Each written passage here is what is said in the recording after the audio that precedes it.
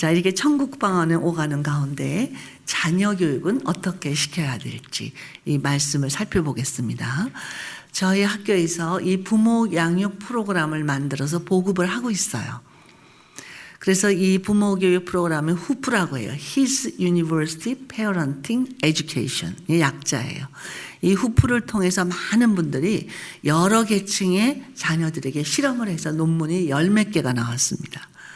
그래서 이 어린 나이 연령에게도 또 성인 된 자녀들에게도 청소년들에게도 유치원 교육에서 부모 양육으로 초등학교 연령들에게도 또 자폐증 증세를 가진 자녀를 기르는 어머니들에게도 또 발달 장애를 가진 어머니들에게도 이 후프 프로그램이 다 얼마나 놀라운 영향을 미쳤는지를 증명이 논문으로 이렇게 많은 논문이 나왔습니다.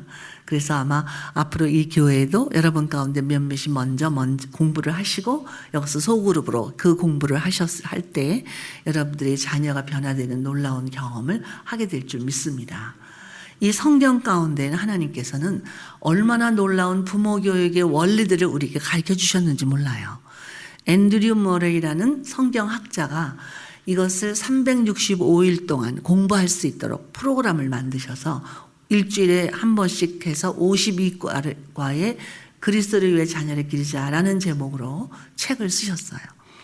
그 책을 읽으면서 저는 한과 한과 해나갈 때마다 제가 번역을 했는데 무릎을 꿇고 기도하지 않고는 다음 과로 진행할 수가 없었을 만큼 깊이 있는 그런 하나님의 원리들을 가르쳐 주셨더라고요.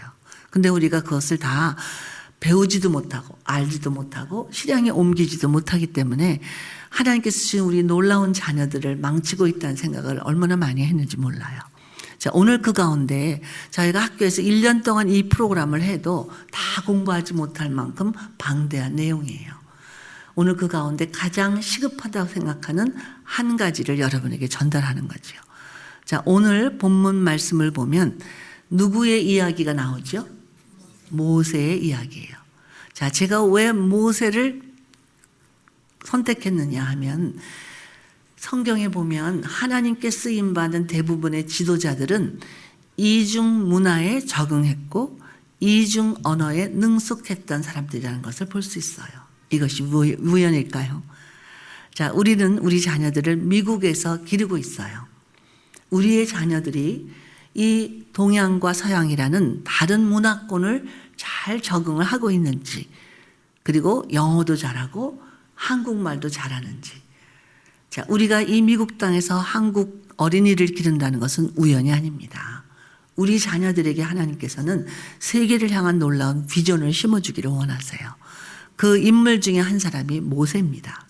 오늘 모세를 통해서 하나님은 오늘날 이 미국 땅에서 자녀를 기르고 있는 우리들에게 무슨 원리를 가르쳐 주기를 원하는지 잠깐 기도드리고 말씀을 나누기도 하죠. 기도하시겠습니다. 자, 이제 눈 감고 기도하시는 가운데 다시 한번 심호흡을 크게 해보겠어요. 숨을 들여 마시고 깊게 내쉽니다. 자, 등은 꼿꼿하게, 그리고 고개는 약간 숙이고 입가에는 미소를 띄웁니다. 그리고 어깨에는 힘 빼고. 자, 숨을 들여 마시면서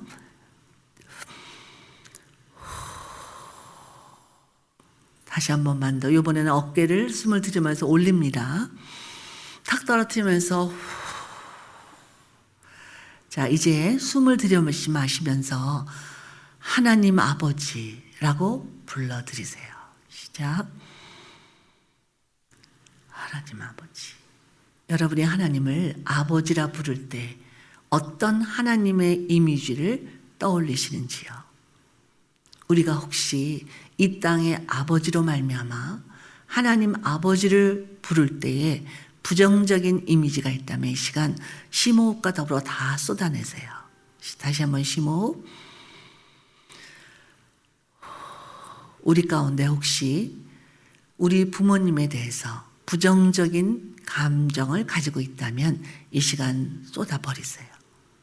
혹시 우리 부모님을 용서하지 못한 것이 있다면, 우리 부모님을 향해서 섭섭함이 있다면, 우리 부모님을 향해서 제대로 효도하지 못했다는 죄책감이 있다면 우리 부모님을 향해서 원망하는 마음이 있다면, 아쉬운 마음이 있다면, 또 고통스러운 마음이 있다면, 또 부모님으로부터 상처 때문에 마음에 아픔이 있다면, 자, 심호흡하면서 다시 한번 그것을 쏟아냅니다.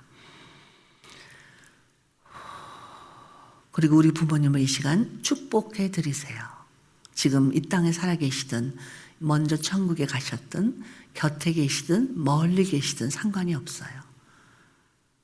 우리 부모님을 용서해 드리고 우리 부모님을 축복해 드립니다.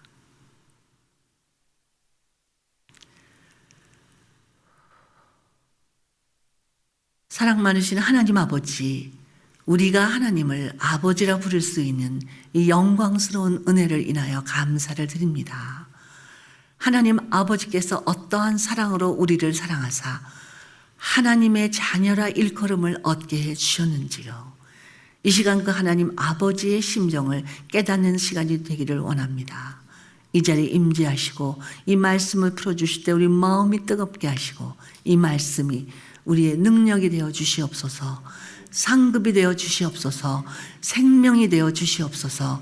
예수님 이름으로 기도합니다. 아멘. 자, 출애굽기 2장 1절에 보면 이제 레위 족속의 한 여인이 레위 남자에게 결혼을 해서 자녀를 낳았습니다. 그 자녀를 봤어요. 이 어머니가, 이 모세의 어머니 이름은 누구죠? 요게벳이에요. 요게벳은 몇 남매를 길렀어요? 3남매를 길렀어요. 물론 더 많은 자녀를 낳았는지 모르지만 성경에 소개된 이름은 3명이에요. 첫 아이 이름은 뭐죠? 네, 아론이라 그러실 줄 알았어요. 왜 딸은 빼놓으세요? 미리암이 첫 아이예요. 그리고 아론과 모세. 이 3남매 모두를 한 민족의 영도자로 기른 위대한 어머니의 이야기예요. 그 셋째 아들 모세를 낳은 이야기입니다. 자, 여기에 이 어머니가 아기를 낳고 본 첫 번째 본 것이 뭐냐면 이 아이가 어떻게 생겼어요? 잘생겼어요. 저는 이 새 번역이 너무 싫어요. 옛날 번역에 보면 그 아이가 준수한 아임을 보고라고 얘기 나옵니다. 준수라는 단어를 썼어요. 우리가 누구를 보고 준수라 그러죠? 준수하다 이렇게 할 때 누구를 보고 그래요? 반듯하게 생긴 남자아이를 보고 준수라고 얘기를 합니다. 저는 이 내용이 너무 좋아서 우리 손주 이름을 준수라고 졌어요. 그래서 우리 집에서는 맨날 준수라고 부릅니다. 자, 이 히브리 성경에서는 뭐라 그러냐면 이 아이가 아름다운 아임을 보고라고 해서 표현을 했어요. 자, 첫 번째 부모가 우리 자녀를 낳아서 봐야 할 것은 뭐냐면 이 아이가 얼마나 아름다운지를 봐야 돼요. 자, 우리가 자녀를 낳으면 그 아기를 보면 사람들이 와서 뭐라 그래요? 어머, 얘 이쁘다. 누구 닮았어요? 엄마 닮았다. 아빠 닮았다. 할아버지 닮았다. 할머니 닮았다. 막 그러지요? 왜요? 이 아기에게 생명을 전달해 주신 분들이기 때문에 이 아이 모습 속에서 우리 부모님이나 조부모님의 모습을 보는 것은 너무나 자연스러운 일이에요. 그런데 이 아이에게 생명을 주신 분은 누구예요? 하나님이에요. 우리는 이제 믿음의 눈을 떠서 이 아이가 누구를 닮았다는 걸 알아야 돼요. 하나님 닮았어요. 그래서 우리는 또 한 번 이번 사랑과 행복의 초대 세미나의 주제 9호 뭐죠? 당신은 하나님의 놀라운 걸작품이에요. 다시 한번 우리 자녀를 보듯이 옆에 사람 보시면서 당신은 하나님의 놀라운 걸작품이에요. 자, 우리는 우리 자녀를 보면서 하나님의 형상을 보는 거예요. 이 아이는 내가 낳은 내 자녀, 나를 닮고 배우자를 닮고 조부모님을 닮고 이런 자녀가 아니라 하나님을 닮은 자녀를, 하나님의 자녀를 내가 맡아서 당분간 기르고 있다는 사실을 인식해야 돼요. 아주 수년 전 미국의 대통령이 우리나라를 방문했었어요. 그럴 때 따님을 데리고 왔었어요. 기억하시는지 모르겠어요. 만약 미국 대통령의 따님을 여러분 가정에 맡겨두었다고 가정해 보세요. 여러분 어떠세요? 자랑스럽죠? 우와, 미국 대통령의 아들, 딸을 나한테 맡겼어. 그렇지만 좋기만 해요? 얼마나 조심스러워요. 그렇죠? 어떻게 보호해 줄까? 얘한테 뭐를 먹여야 되나? 어디 뭐를 시켜야 되나? 어떻게 해야 되나? 어떻게 놀아줘요? 어떻게 뭐 보여? 너무너무 긴장도 있고 또 걱정도 되고 조심스럽기도 하고 영광스럽기도 하지만 한편으로는 책임감이 얼마나 무겁겠어요. 그런데 왜요? 대통령의 딸이니까. 근데 우리 가정에 맡겨두신 이 자녀는 누구의 자녀예요? 온 우주의 대주지 되시는 하나님의 자녀를 나에게 맡겨주셨다는 사실이에요. 여러분, 부모가 된다는 것이 얼마나 영광스러운지 생각해 보신 적이 있으세요? 부모가 된다는 것이 얼마나 조심스럽고 얼마나 막중한 책임감을 느끼게 만드는 일인지 생각해 보셨느냐는 거죠. 그리고 그 자녀를 보면서 여러분 경외심을 느껴본 적이 있는지요? 자, 심호흡 좀 크게 해보시고 한 번 더. 옆에서 당신을 보면서 하나님의 영광을 봐요. 시작. 당신을 보면서 하나님의 영광을 봐요. 자, 이런 마음으로 우리 자녀를 대해야 돼요. 자, 그러면서 동시에 그 아이에 그걸 가르쳐 줘야 돼요. 네가 얼마나 소중하고 얼마나 정말 무게가 나가는 얼마나 막중한 책임을 느끼게 하는 그런 위대한 아이인지를 보고 알아야 돼요. 자, 우리는 You are great 이렇게 얘기하죠. 누구한테? 하나님한테 그래요.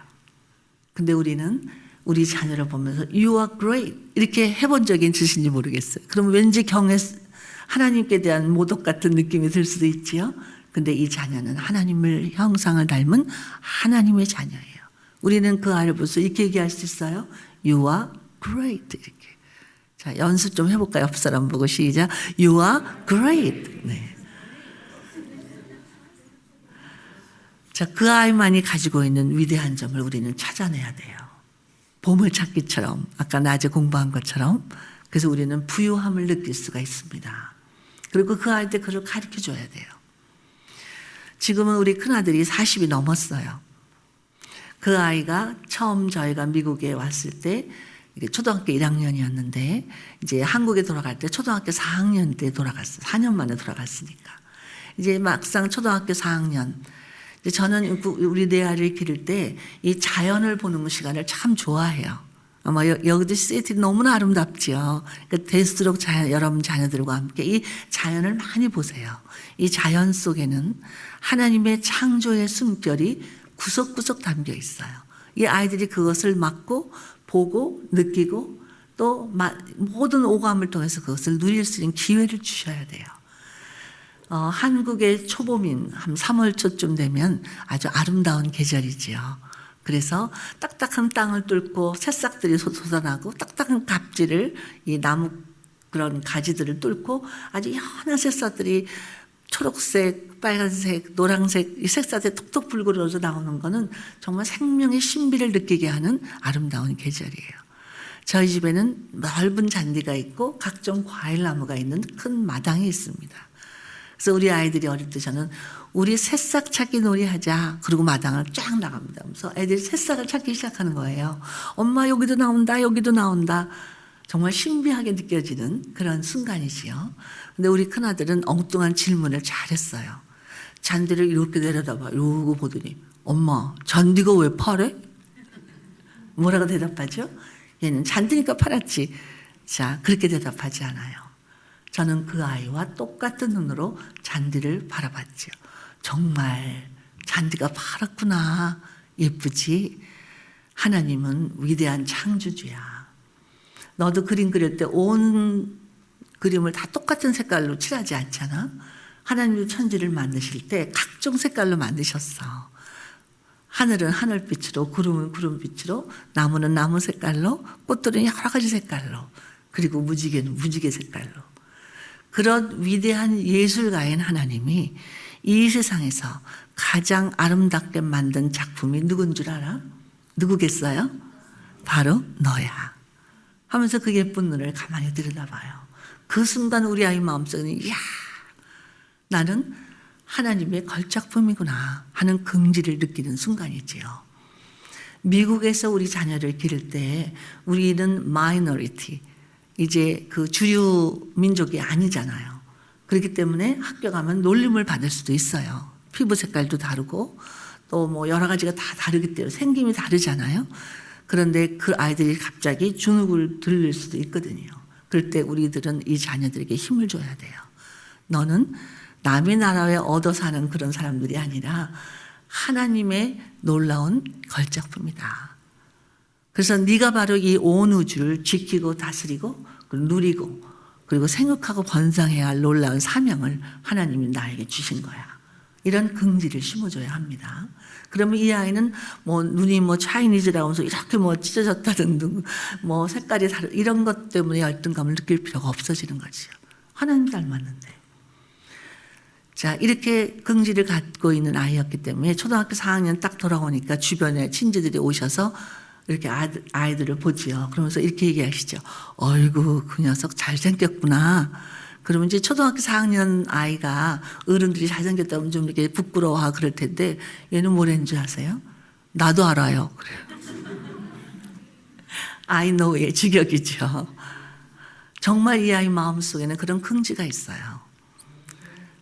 네, 그렇게 되면 이 아이를 뭐 나쁜 데 가지 마라, 나쁜 말 하지 마라, 무슨 뭐 나쁜 친구 사귀지 마 이런 말 할 필요 없어요. 너가 어떤 존재인가를 알게 되면 그 아이는 이 버텀 라인을 알아요. 자기가 어디까지 갈 수 있고 무슨 행동까지 할 수 있고 어떤 부류의 친구들과 사귀어야 되는지를 스스로 그 바탕 라인을 알게 된다는 얘기죠. 그래서 내가 어떤 존재인지를 소중한 존재인지를 알고 자기를 긍지를 가지고 사랑할 수 있는 자녀를 만들어야 되죠.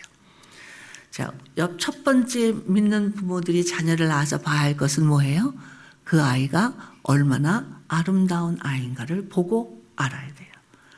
이것은 믿음의 눈으로만 볼 수 있는 놀라운 위대함이라는 거죠. 자, 다시 한번 구호 외치기 앞 살아보고 당신은 놀라운 하나님의 걸작품이에요. 시작.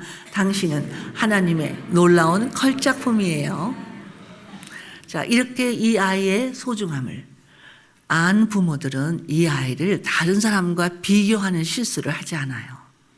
우리는 가정에서 이런 얘기 잘하죠. 저 목사님 아들은 공부를 이렇게 잘한대. 누구 무슨 집사님 따님은 뭐 이렇게 뭘 잘한대. 또 뭐라 그래요? 너는 동생만도 못해? 야, 형 너만 또 어떻게 했어? 우리 아이들을 이웃집의 누군가와 혹은 심지어는 형제 자매들끼리 비교를 하고 있다는 사실이에요. 이것이 아이들에게 얼마나 그 상처를 주는지를 우리는 인식이 없어요.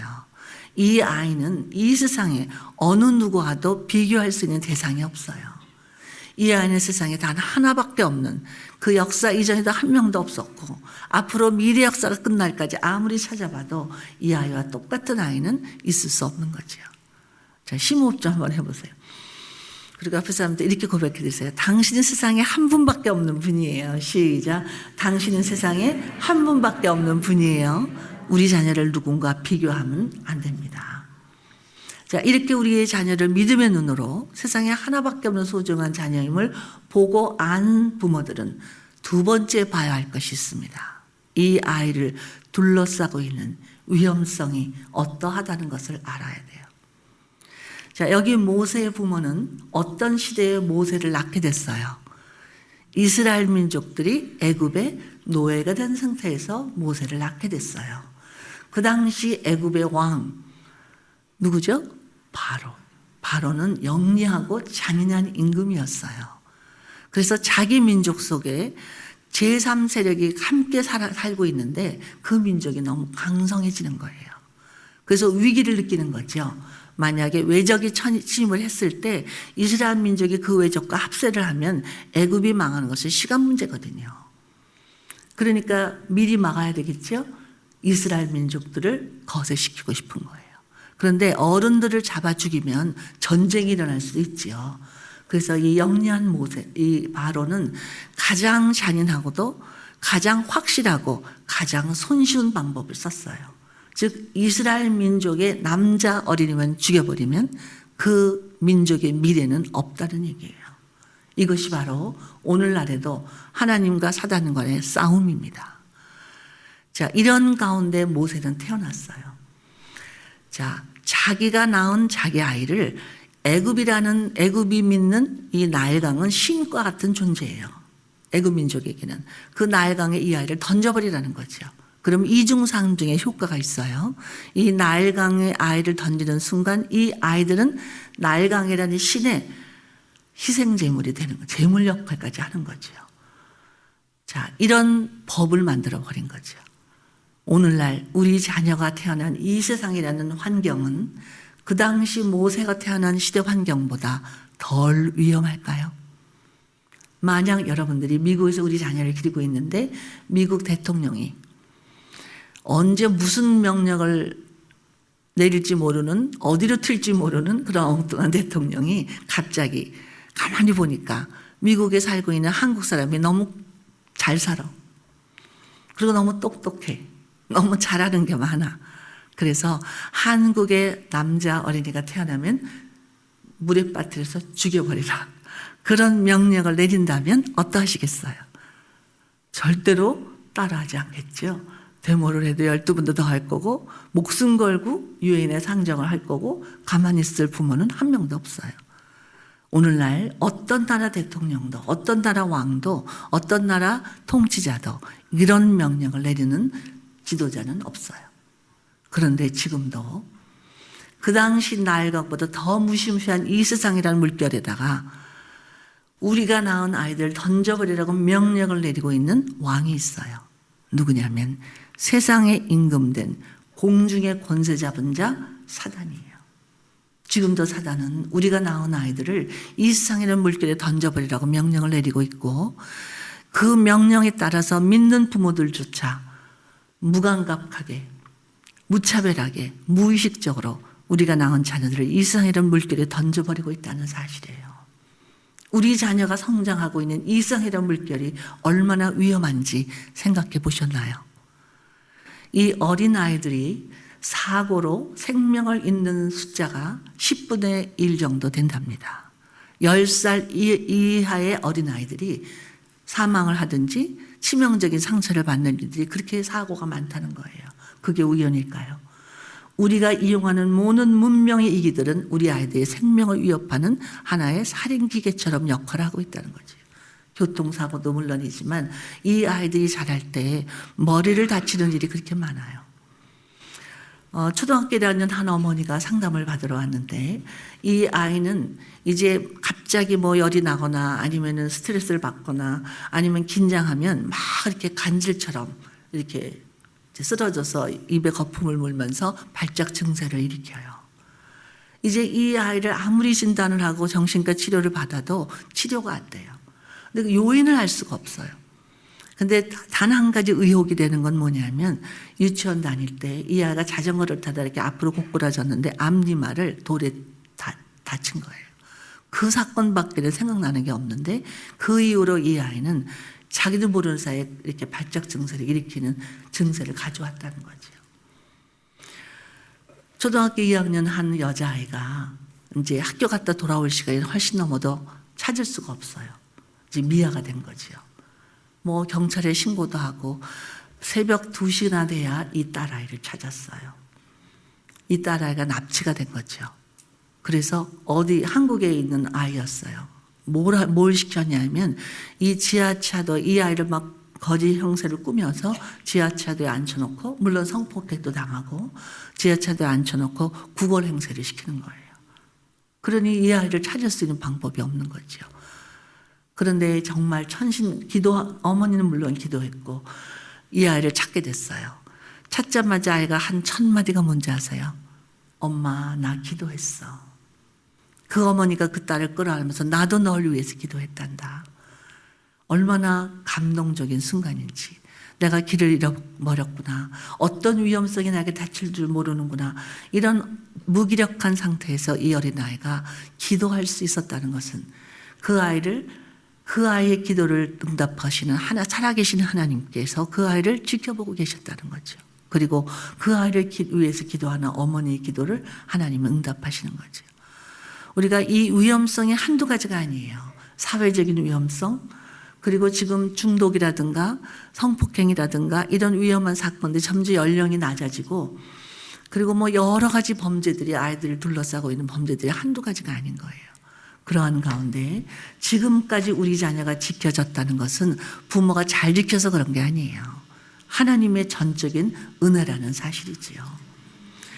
자, 그래서 우리가 이 아이의 위험성을 알면 알수록 알아야 될 세 번째 보아야 할 사실은 뭐냐면, 이렇게 아이의 소중함을 아름다운 아임을 본 부모들이 이 아이를 둘러싸은 위험성에 어떠한 것을 봐야 되고, 그것을 본 부모들이 세 번째 봐야 할 것은 이러한 위험성 속에서 우리 아이를 어떻게 보호해야 되는지 그 보호책도 알아야 돼요. 자, 이 요게벳은 어떻게 이 아이를 보호했죠?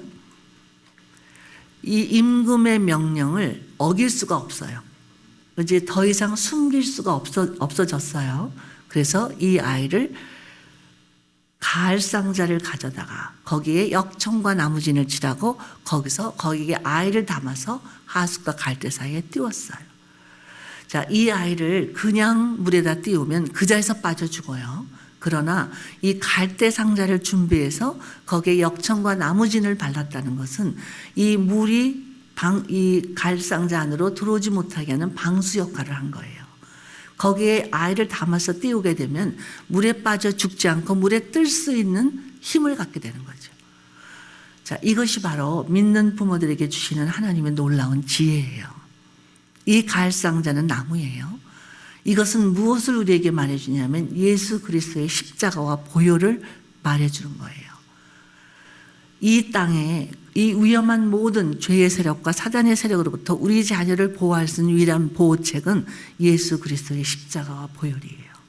이 죄의 세력으로부터, 마귀의 세력으로부터, 그리고 세상의 위험으로부터, 마귀의 유혹으로부터 우리 자녀를 보호할 수 있는 유일한 방법이에요. 더 구체적으로 말한다면 이 아이에게 예수님을 영접해서 구원의 확신을 가지고 나의 자녀 이전에 하나님의 자녀라는 사실을 인식하고 그 하나님과 연결된 가운데 살 수 있도록 그런 보호책을 마련해 줘야 한다는 거죠. 우리 사람은 만 4돌만 되면 죄의식과 심판의식을 갖게 됩니다. 그래서 만 4돌만 넘으면 이 아이는 개인적으로 예수님을 영접하고 구원의 확신을 가질 수가 있어요. 물론 이렇게 어릴 때 예수님을 영접한 자녀들은 나중에 청소년 시기가 지날 쯤 하면 한 번 더 자기가 개인적으로 커미트를 하는 기회를 가져야 돼요. 저희 자녀들도 제가 어릴 때 그런 순간들이 있어요. 예를 들어 이런 질문을 합니다. 예를 들어서 엄마가 좀 아프다 그러면 엄마 죽지 마. 그래요. 그럼 엄마들은 뭐라 그래요? 엄마 안 죽어. 그건 거짓말이에요. 엄마는 죽어요. 그러니까 사람은 누구나 한 번은 죽게 돼 있는 거야. 그렇지만 예수님을 믿게 되면 죽는 것은 끝나는 게 아니야. 영원한 생명이 보장돼 있단다. 그게 뭔지를 설명할 수 있는 놀라운 기회예요. 예를 들어서 주변에 결혼식을 한다든가 또 무슨 애완용 동물이 죽었다든가 또 누구가 또 무슨 장례식을 한다든가 뭐 이런 어떤 사건들마다 아이들 마음속에는 질문이 일어나요. 그 순간을 놓치지 마셔야 돼요. 그래서 어릴 때부터 이제 만 4돌 지난 아이들은 자기 결정으로 예수님을 영접해서 구원의 확신을 먼저 확인을 시켜줘야 돼요. 그러니까 이거 어떤 사건이 일어나도 이 아이를 안심하고 맡길 수 있는 그분은 기도하는 부모 밑에서는 이 아이는 절대로 망하지 않습니다. LA에 그 중학교 1학년 때 이민 온 청년이 있었어요. 이 아이는 이민 와서 너무 힘들었어요. 왜냐하면 언어도 안 되고 친구도 빨리 사귈 수 없고 그래서 근데 부모님은 너무 바빠요. 돈 버느라고. 그래서 자기가 어려움을 호소할 수도 없어요. 부모님도 마찬가지로 언어도 안 되고 힘드니까. 그래서 이 아이는 그 두려움 때문에 이 갱단에 가입을 하게 됩니다. 그래서 폭력을 휘둘리기 시작합니다. 그래서 이 아이는 점점 망가지기 시작해요. 술, 담배는 물론이고 마약까지 손을 대기 시작해요. 그래서 이 아이가 고등학생 2학년쯤 됐을 때 이 부모는 이 아이가 얼마나 망가졌는지 그때서야 알게 된 거죠. 그래서 부모는 기도하기 시작했습니다. 하나님, 우리의 죄 때문에 우리 아이가 이렇게 망가졌습니다. 더 이상 이 아이가 더 소생할 수 없을 만큼 망가지지 않도록 하나님이 지켜주세요. 우리 죄를 용서하시고 우리 죄로 말미암아 이 아이가 망하는 것을 우리는 볼 수가 없습니다. 눈물로 기도합니다. 이 아이가 얘기합니다. 엄마, 나를 위해서 더 이상 기도할 생각 하지 마세요. 나는 이제 소망이 없어요. 나는 이미 중독자가 됐단 말이에요. 그래도 어머니는 한 번도 쉬지 않고 기도를 합니다. 어느 날 이 아이가 이렇게 새벽쯤 집에 돌아왔는데 그 어머니 눈물로 하는 기도 소리가 들렸어요. 그 방문에서 이 아이는 넘어집니다. 고꾸라집니다. 하나님 앞에. 하나님 용서해 주세요. 이런 나에게도 지금 소망이 있나요? 물론 소망이 있습니다. 깨닫는 그 순간이 가장 빠른 시간이에요. 그때부터 이 아이는 이제 중독을 해독하는, 여러분 이 아이가 만약 2년 동안 중독 환자가 돼 있으면 3년이 돼야만 해독이 된다는 거죠. 그래서 이 해독 작용을 시작합니다. 그리고 이 아이는 지금 이 중독 청소년을 돕는 사역자가 됩니다. 자기처럼 이렇게 허망하게 이 죄의 구렁텅이로 빠져들어가 손쉽게 빠져들어가는 청소년들을 위해서 그들을 예방하고 돕고 자기처럼 새롭게 될 수 있다는 소망을 심어주는 사역을 하게 되는 거죠. 자, 기도하는 부모님의 자녀들은 결코 망하지 않습니다. 지금 여러분의 자녀가 어떤 형편인지, 또 어떤 나이가 얼마인지, 얼마나 믿음을 떠났는지, 세상에 얼마나 타락했는지 그건 상관없어요. 왜냐하면 모든 이 세력은 하나님께서 승리할 수 있는 분위기이기 때문입니다. 지금도 하나님은 살아계셔서 우리 기도를 응답하시고 역사하고 있거든요. 자, 이와 같이 이 자녀를 기도 가운데, 그리고 이 자녀를 구원의 확신을 주고 그리고 하나님과 연결된 가운데 살 수 있도록 도와줄 수 있는 이 부모들. 이 네 번째 보고 알아야 될 건 뭐냐면, 이렇게 자녀를 하나님께 헌신하고 기도하며 기른 부모들에게는 하나님의 약속의 보상에 대한 약속이 주어져 있다는 것도 보고 알아야 돼요. 자, 우리 모세 이야기를 돌아가 보면 모세를 어떻게 해요? 갈대 상자에 넣어서 강가에 띄웠어요. 자, 그렇게 띄우고 나서 어머니 요셉에서 뭐 했을 것 같아요? 기도했겠죠. 이 아이를 비록 갈상자에 담아놓긴 했지만 얼마나 마음이 조마조마했겠어요. 언제 죽을지 모르는 그런 운명이잖아요. 그러니까 어머니는 무릎을 꿇고 기도합니다. 자, 그런데 이 아이를 누가 지켜보고 있어요? 누이 미리암이. 이 당시 미리암은 성경 학자들에 의하면 10살 정도밖에 안 된 어린 소녀였어요. 자, 이 10살밖에 안 된 어린 소녀가 어린 아기 동생을 위해서 그 아기 동생이 어떻게 되는가를 지금 보고 있는 거예요. 자, 그런데 그 아기 동생을 누가 건져요? 목욕하러 왔던 애굽의 공주가 건지는 거예요. 이게 우연일까요? 자, 건졌는데 그 아기를 갈상자에서 꺼내니까 아기가 어떻게 해요? 울어요. 그러니까 이 미리암이 공주 앞에 뛰어나가는 거예요. 이것은 우연한 행동이 아니에요. 10살밖에 안 된 소녀가 생명을 건 위험한 그런 모험적인 행동이라는 거죠. 이 공주 앞에 이 아이가 뛰어나가면 공주가 아주 이상한 눈으로 이 아이를 보면서 경계심을 가지고 얘는 또 누구야? 이러면 병정이 당장 잡아다가 죽여버려도 할 말이 없는 상황이거든요. 이 미리암은 생명을 걸고 뛰어나간 거예요. 그리고 뭐라 그러는 거예요? 유모를 불러올까요? 이 10살밖에 안 된 소녀가 놀라운 지혜와 용기를 보여준 거죠. 무슨 소리예요? 공주님 이 아기는 공주님이 싫어서 우는 게 아니에요. 배가 고파서 우는 거예요. 이 정보를 주는 거예요. 그러면서 유모를 불러올까요? 그러니까 승낙을 받죠. 그리고 또 가서 누구를 불러와요? 자기 어머니를 불러와요. 오늘날 우리에게는 모세와 같은 믿음의 영웅이 필요합니다. 그러나 모세와 같은 믿음의 영웅이 있기 전에 요게벳 같은 믿음의 어머니도 필요하고 미리암 같은 용기 있고 지혜로운 누이도 필요하다는 사실이지요. 자, 이 미리암의 전가를 받은 어머니 요게벳 어떠했겠어요? 이 어머니는 푸른 젖을 부둥켜 안고 아마 하나님께 애타게 간구했을 거예요. 이 어머니가 젖을 먹일 때 이 아기가 배고픈 거하고 어머니가 젖이 붓는 건 직결돼 있어요. 저도 아이들을 모유를 먹여서 길렀는데 그럴 때 제가 강의를 했거든요. 근데 강의할 때 보면 이렇게 젖이 불어오는 걸 느껴요. 그러면 전 정신이 없어져요. 그냥 정신없이 끝내고 막 달려가지요. 그러면 정말 우리 아이는 배고파 있어요. 그럴 때 젖을 불리는 그 순간이 얼마나 감격적인 순간인지 아세요? 자, 요게벳은 아마 그 푸른 젖을 부둥켜 안고 내 아기에게 이 젖을 먹일 수 있는 기회가 또 있을까 하는 그런 처절한 심정이었을 거예요. 그런데 이 미리암이 와서 엄마 아기에게 젖을 먹이세요. 얼마나 기쁜 소식이었겠어요. 여기 와서 신발도 못 신고 뛰어갔을 것 같아요. 그리고 울고 있는 아기를 받아서 젖을 물립니다. 자, 이야기는 여기서 끝나지 않아요. 이제 공주가 뭐라고 약속을 하죠? 이 아이를 데려다가 나를 위해서 젖을 먹여다오. 젖을 먹인 삭스를 주리라. 얼마나 놀라운 약속인지. 이 요기벳이 자기가 공주한테 삭스를 받기 위해서 젖을 물린 거예요? 아니에요. 자기가 낳은 자녀에게 젖을 물릴 수 있다는 것만 해도 황송하고 은혜로운 일이에요. 감사한 일이에요. 그런데 이제는 더 이상 자기 아이가 아니에요. 그래서 이 아기에게 젖을 물리는 것은 누구를 위한 수고예요? 공주를 위한 수고예요. 왜냐하면 이 아이는 공주의 아이가 됐으니까. 그래서 그 젖을 먹이는 모든 수고에 대한 값을 누가 지불한다고요?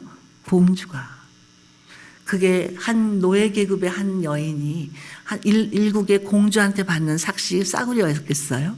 상상도 못할 만큼 상급을 받았을 거예요. 뿐만 아니라 이 요게벳이 이 모세 아기를 기르면서 필요한 모든 물질과 모든 필요한 것들은 누구한테 요구하면 돼요? 공주한테. 노예 계급의 여인으로서는 상상도 못할 가장 최고의 것으로 이 아이에게 공급해 줄 수 있는 그런 놀라운 자원이 생긴 거예요. 왜냐하면 이 아이는 공주의 아이니까. 이것이 바로 믿는 부모들에게 주어지는 놀라운 상급이에요. 여러분, 내가 낳은 자녀지만 내 자녀가 아니라 하나님의 자녀로 헌신하고 기르게 되면 이 자녀를 기를 때 필요한 모든 것은 누구한테 요구하면 돼요? 하나님한테 요구하면 돼요. 미안해할 거 하나도 없어요. 눈치 볼 것도 없어요. 또 의심할 것도 없어요. 나는 상상도 못할 최고의 것으로 하나님은 준비하고 계세요. 뭐를 아끼시겠어요? 여러분 자녀를 기르다가 물질이 필요하면 물질도 구하세요. 여러분 자녀를 위해서 필요한 지혜가 필요하다면 지혜도 구하세요. 여러분 자녀를 잘 기르기 위해서 우리 부부의 신앙적인 연합이 필요하다면 그것도 담대하게 구하세요. 뭐 교육관도 넓은 운동장도 뭐든지 필요한 것을 하나님께 당당하게 구하세요. 최고의 것으로 하나님은 주시기로 기다리고 계신다는 거죠. 그리고 우리가 그 아이를 통해서 봐야 할 놀라운 하나님의 영광을 미리 기대하면서 맛보면서 기쁨으로 기르라는 거죠. 하나님의 이름은 얼마나 경우가 바르신지 아세요? 예수님이 이렇게 말씀하셨어요. 내 이름으로 어린 소자에게 냉수 한 그릇 준 그것도 내가 갚으리라. 이렇게 경우가 바르신 하나님이세요. 여러분 자녀를 위해서 냉수 한 그릇만 주셨어요? 아낌없이 투자해도 아깝지 않은 것이 바로 하나님의 자녀를 기르는 데 필요한 모든 것들을 여러분은 투자할 수 있어요. 오늘날 우리나라 교회들이 참 안타까워요. 많이 부유해졌고, 제가 이번에 한국 가서 집회를 하면서 쭉 제주도부터 전주, 광주, 포항 이렇게 쭉 돌아가면서 집회를 했는데 가는 데마다 교회 건물들이 얼마나 화려하게 지어졌는지, 그런데 왜 이렇게 마음이 기쁨이 없는지. 사실은 정말 투자해야 될 때는 어린아이들을 위한 투자예요. 이 자녀들을 양육 잘하기 위한 투자들을 해야 되는데 건물 짓는 데만 많이 투자하고 있다는 거죠. 자, 이 우리나라에 벌써 몇십 년 전만 해도 모든 교육은 교회에서 시작을 해요. 예술교육이라든가 이런 거 다 교회에서 시작한 거예요. 근데 지금 이 교회 교육이 얼마나 뒤떨어져 있는지. 이 세상의 교육들은 자꾸만 투자해서 발전하고 있는데 우리 교회 교육은 너무나 뒤처져 있다는 거예요. 그러니까 지금 이 교회가 세상을 영향을 줄 수 있는 힘을 갖지 못하는 거예요. 이 미래의 지도자들을 위해서 우리가 그 사람을 기르는데 투자를 해야 된다는 거죠. 그리고 우리 부모님들, 학교 선생님과 주일학교 교사들 누구를 더 위해서 존경하고 사랑을 베풀어 주시는지, 누구에게 더 감사하고 있는지 한번 생각해 보세요. 우리 자녀들 보는 데서 이 교회 지도자들에 대해서 어떤 말을 하고 있는지 그 아이들은 그것을 다 보고 듣고 있다는 거예요. 예를 들어서 교회 갔다 와서 아유 죽겠다 막 이렇게, 이제 제가 집회를 하고 오면 피곤할 때가 있어요. 그럼 제가 집에 가서 죽겠다 힘들어서 혼났어 이러면요, 우리 아들이 뭐라 하냐면 엄마 가지 마세요 이래요. 엄마가 죽겠는데 왜 가세요 이렇게 얘기한다고요. 그래서 전 철저히 집에 가서 이렇게 집회하고 오면 힘들다 뭐 이런 말 절대 안 해요. 막 얼굴이 환하게 빛나면서 막 자랑해요. 너무너무 놀라웠어. 얼마나 감격했는지 몰라. 엄마는 이 시간이 너무 기쁘고 영광스러워. 그러면 우리 아들 아무 소리 안 해. 얼른 가세요. 그렇게 이렇게 기뻐한다는 모습을 보여야 돼요.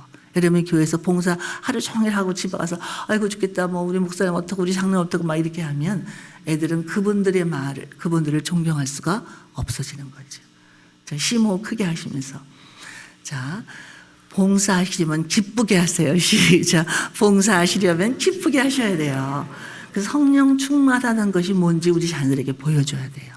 성령 충만하다고 막 기도하고 나서 큰 막 소리 지르고 딴소리하고 남의 흉보고 이렇게 하면 이 아이들은 부모님들을 그리고 신앙이 뭔지를 잘못 오해하고 됐다는 거죠. 그래서 그것에 대한 매력을 느끼지 못해요. 그리고 떠나버리고 싶다는 얘기죠. 자, 우리가 어떤 모습으로 이 모세는 이제 어머니가 젖을 먹이는 순간부터 교육이 시작된 거죠. 이 아기의 그리고 우리가 아기를 낳으면 모유를 먹이는 운동을 벌여야 돼요. 아무리 과학이 발달되고 우유가 많이 발달돼도 이 하나님이 예비하신 어머니의 젖만큼 아기에게 좋은 건 없어요. 이 아기가 어머니의 모유를 먹을 때 그냥 배고픔만을 충족시키는 그런 단순한 행동이 아니에요. 전 인격적인 교류를 하고 있다는 사실을 기억해야 돼요. 그래서 이 젖을 먹이는 거에 대한 여러분이 그 보람과 기쁨과 긍지와 영광을 생각하셔야 되죠. 얼마나 황송한 일이에요. 이 하나님의 자녀에게 내 모유를 줄 수 있다는 그 순간, 이 아기가 엄마 젖을 먹는 순간, 이 아기의 손으로는 엄마의 가슴을 만집니다.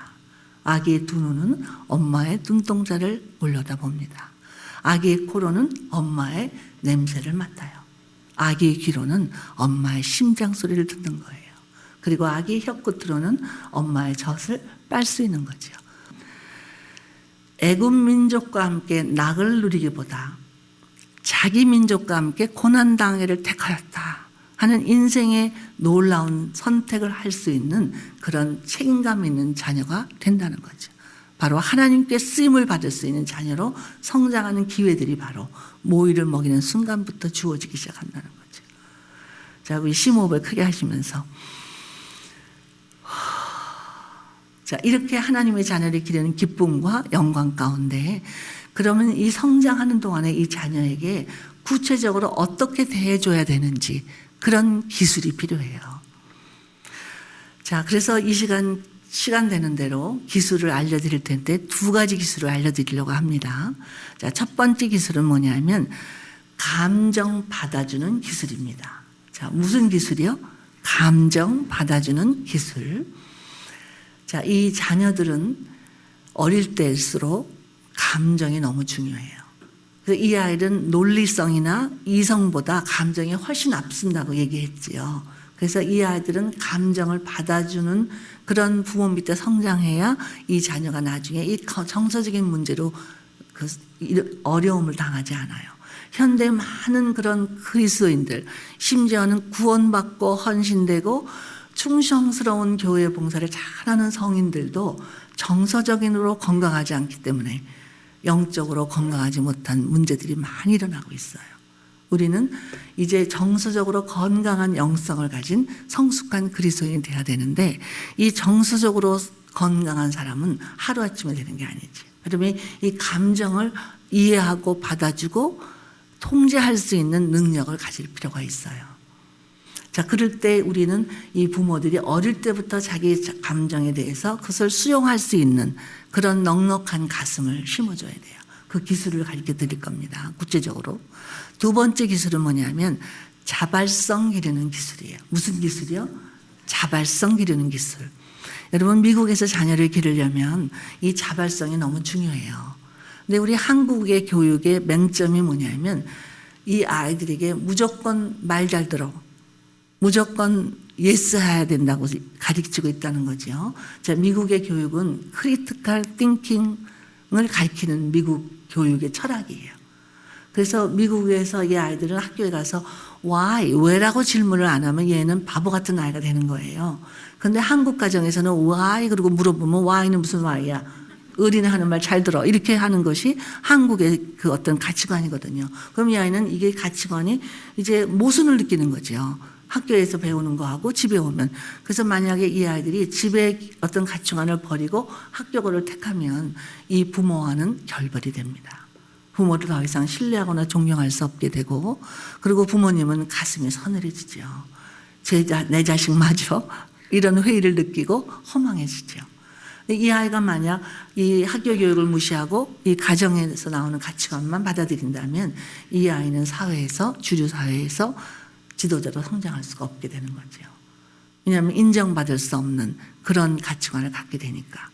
그래서 우리는 어떻게 해야 돼요? 이 두 가지를 잘 인테그레이션 해야 돼요. 그래서 이 아이의 그 자기 존재 가치감이 어디에 있는가? 내가 누군가? 나는 코리안 아메리칸이라는 이 어떤 자기 자신의 존재 가치감, 이걸 분명히 정립하지 않으면 얘네들은 균형을 잡지 못한다는 얘기예요. 자, 그렇게 해서 그 중에 한 가지가 뭐냐면 자발성을 가진 자녀가 돼야 돼요. 근데 무조건 엄마 말대로 해야 된다고 생각하면 이 아이는 이 미국 사회에서 견디지 못한다는 얘기죠. 자, 그러면 먼저 감정 받아주는 기술을 설명해 보겠습니다. 자, 첫 번째, 아이에게 귀를 기울여 주어라. 자, 첫 번째 감정 받아주는 기술이에요. 어떻게 해주라고요? 귀를 기울여 주어라. 예를 듭니다. 지금 아빠가 한일 축구 대회를 보고 있어요. 그럼 지금 텔레비에서 막 열심히 열정을 다해서 응원하면서 축구 시합하는 걸 중계 방송을 보고 있는 거예요. 그런데 나갔다 놀다 온 7살짜리 준이가 아들이 뛰어들어옵니다. 아빠! 철이가 날 때렸어. 그럼 아빠는 텔레비전 노래. 그래서 그래요. 나 때렸단 말이야. 아, 그래서 어떻게 됐다고? 아빠는 내 말 듣지도 않아. 아, 귀로 다 들어. 말해. 막 이래요. 그러나 이 아이는 그 말이 믿겨지지 않습니다. 이 아빠는 나한테 관심도 없어. 그러면서 그냥 기가 팍 죽어서 나가버립니다. 자, 이제 공부하고는 아빠는 어떤 변화를 가져올까요? 자, 이제 텔레비를 보고 있는데 아들이 뛰어들어옵니다. 아빠, 철이가 날 때렸어. 그럼 어떻게 해야 돼요? 얼른 고개를 돌리세요. 얼마큼 시간이 걸리면 1분이면 돼요. 뭐 1분 동안에 슛한다 그래도 다시 또 보여줄 거니까 두려워할 거 하나도 없어요. 지금 축구 경기보다 더 소중한 게 우리 자녀예요. 이때를 놓치면 이 아이는 아빠에 대한 신뢰감을 갖지 못해요. 자, 그렇기 때문에 1분이라도 잠깐 고개를 돌려야 돼요. 그리고 아이를 쳐다보는 거지요. 그래서 철이는 괜히 나한테 싸움을 걸잖아? 저런. 그리고 텔레비를 잠깐 끄세요. 그럼 이 아이는 막 신나서 얘기합니다. 난 이제 철이랑 놀지 않을 거야. 나는 이제 영희랑 놀 거야. 영희는 괜히 싸움을 걸거나 그러지 않거든. 그럼 아빠는 그냥 들으면 그래. 이렇게. 그러면 아빠 나 나갔다 올게. 그리고 빨리빨리 하고 나가요. 몇 분? 1분 다는 거예요. 근데 그 시간을 아까워하기 때문에 이 아이 평생 이 아이가 주어야 할 부모의 신뢰와 존경의 순간을 놓치고 있다는 거죠. 자, 어떻게 하라고요? 귀를 기울여 주어라. 자, 이제 두 번째 기술은 뭐냐면 자녀의 마음을 알아주어라. 자, 뭘 알아주라고요? 마음을 알아주라고요. 이제 학교 갔다 온 따님이 학교에서 돌아옵니다. 이제는 어머니라고 예를 들기로 하죠. 어머니가 집에서 차를 마시고 있습니다. 이제 따님이 들어오면서 그럽니다. 엄마, 나 학교에서 오늘 빨간색 연필 몽땅 잃어버렸어. 그럼 엄마가 차를 마치지 말고 뭐라 그래요? 뭐야? 또 잃어버렸어? 그냥 한두 번이 아니야. 그냥 툭 하면 잃어버려. 내가 뭐라 그랬어? 잘 두라 그랬지? 그래요. 잘 뒀단 말이야. 잘 두긴 왜 잘 뒀는데 왜 잃어버려? 막 그렇게. 그럼 이제 이 아는 막 화가 났어. 이씨, 엄마하고 말하기 싫어. 그러고 이제 가버려요. 자, 엄마가 주고 싶은 메시지는 뭐예요? 잘 챙겨라. 근데 아이가 듣는 메시지는 뭐죠? 엄마랑 다시는 얘기하기 싫어. 이렇게 듣는 거예요. 자, 그럼 이렇게 공부하고는 엄마는 어떻게 달라질까요? 자, 이제 엄마 오늘 학교에서 색연필 몽땅 잃어버렸어. 그럼 어떻게 해야 돼요? 저런 속상했겠다. 자, 어떻게 하라고요? 연습 좀 해볼까요? 시작. 저런 속상했겠다. 내가 그 얼마나 좋아하는 색깔이었는데 그 산지 얼마나 안 됐는데 아까워 죽겠어. 저런. 이제 꼭 끄떡끄떡 마음을 알아주는 거예요. 그러면 뭐라 그래요? 이제부터 내가 어디 나갈 때도 꼭 잘 챙겨야 돼. 그래, 잘 생각했다. 엄마 나 숙제할게. 그러는 거예요. 그러니까 한마디가 필요해요. 뭐 어떤 거? 저런, 속상했겠다. 이 한마디가 먼저 필요한 거죠. 왜 그랬니? 왜 엄마 말에 귀를 안 기울이니? 너는 맨날 그 모양이야. 뭐 이런 말 하면 안 돼요. 맨날 그런 거 아니거든요. 우리는 참 그런 말 잘하죠. 너 언제 엄마 말 제대로 들었어? 뭐 이러기도 하고. 그것 봐, 말 안 되면 꼭 그런 일이 생긴다니까. 뭐 이런 소리도 하고. 우리도 모르는 사이에 이 아이들의 마음을 인정해 주지 않는 거죠. 자, 다시 한번 어떻게 하라고요? 저런, 속상했겠다. 자, 이제 두 번째 기술은 뭐예요? 마음을 알아주어라. 자, 이 감정을 받아주는 세 번째 기술은 아이가 느끼고 있는 감정을 말로 표현해 주어라. 자, 아이가 느끼는 감정을 뭘로? 말로 표현해 주어라. 이제 다시 아빠하고 아들로 돌아갑니다. 이제 아빠한테 초등학교 3학년 아들이 쫓아옵니다. 아빠, 내가 기들은 청거비가 죽었어요. 막 그래요. 그럼 아빠가 뭐래? 아니, 그까지 청거비 한 마리 죽은 것 같고 뭐 난리야. 막 이래요. 아, 그래도 내가 알기는 청거비가 죽었단 말이에요. 막 이러면 이 사년 녀석이 그까지 하나 죽은 것 같고 찡찡거려. 아빠가 새로 사다 줄게. 막 그래요. 누가 사다 달래요? 막 그래요. 그러면 어쩌란 말이야, 죽은 걸. 막 이래요. 그래, 아유, 죽었단 말이야. 이러면서 그냥 징징거리고 나가죠. 아유, 사내 녀석이 저렇게. 자, 여기서 문제가 있습니다. 이 아빠가 빨리 사다 주고 싶어요. 아빠는 자기 능력을 과시하고 있는 거예요. 그러는 동안에 이 아이 마음속에는 사랑할 수 있는 기회를 잃어버리는 거예요. 이 아이에게 필요한 것은 빨리 대처하는 것이 필요한 게 아니라 지금 죽은 거북이에 대한 그 사랑의 마음을 애통으로 표현할 수 있는 기회가 있어야 돼요. 근데 그 기회를 안 주는 거죠. 자, 그러면 공부하고 온 아빠는 어떤 반응을 보여야 할까요? 아빠, 내가 기른 청거비가 죽었어요. 그럼 어떻게 해야 돼요? 저런, 그 청거북이는 너한테 친구 같았잖아. 내 말도 다 알아듣는 것 같았단 말이에요. 막 그래요. 그럼 그래, 친구를 잃어버린다는 건 슬픈 일이야. 자, 연습해 볼까요? 시작. 친구를 잃어버린다는 건 슬픈 일이야. 지금 너는 그까지 청거북이가 아니에요. 친구를 잃어버려서 슬픈 거야 라는 그 마음을, 그가 느끼는 감정이 슬픈 거구나, 이거를 알려주는 거예요. 그러면 이러죠. 네, 그런데 아빠 어떡할까요? 무덤 만들어주면 어때요? 야, 잘 생각했다. 아빠랑 같이 예쁜 멋있는 무덤 한번 만들어보자. 자, 그러면 이 아이는 아빠랑 같이 무덤을 만들면서 그 슬픔을, 이거 애도의 그 기간이라 그래요. 그리프 프로세스라는 단어를 씁니다. 즉 어떤 상실에 대해서 슬퍼할 수 있는 기회를 갖는 거예요. 그러면 이것이 마음에 트라우마 같은 걸로 남질 않아요. 그러니까 여러분들도 뭔가 잃어버리죠. 그게 돈이든 사람이든 아끼는 어떤 것이든 뭐든지 잃어버리면 슬퍼하는 기간이 필요한 거예요.